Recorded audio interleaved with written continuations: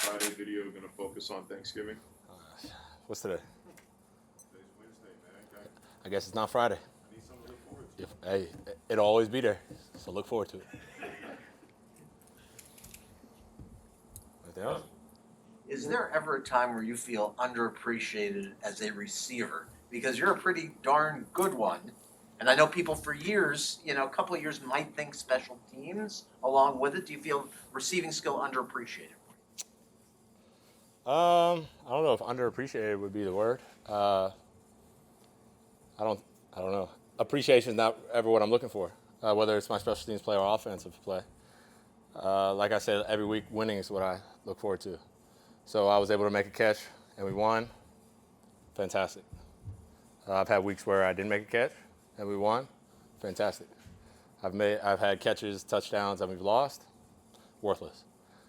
So yeah, I wouldn't say I feel underappreciated or anything. It's when my opportunities come, I try to make the most of them because I never know when the next one will be.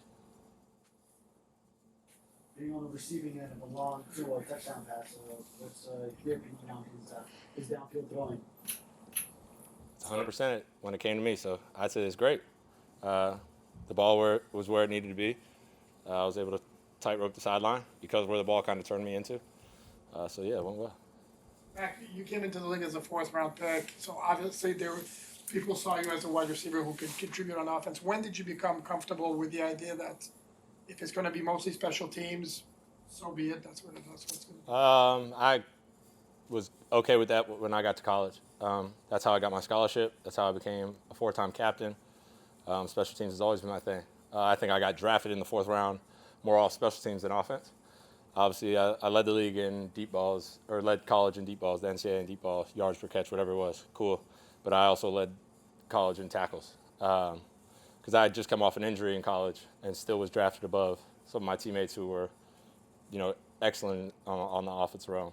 So special teams has always been something that I'm totally fine with playing. Yeah, it's great to play offense too, but I'll always, if my worst thing is playing four core special teams, that's not a bad gig. You had a special teams tackle in this last game, right? Maybe down near their goal line. Yep. Okay, and there was a little celebration. I gotta get that in. It might be an odd question, but you wouldn't think that receiver would be a particularly good tackler, and especially since you probably don't get to practice it as much as linebackers and defensive backs. Or do you practice tackling more than the average receiver?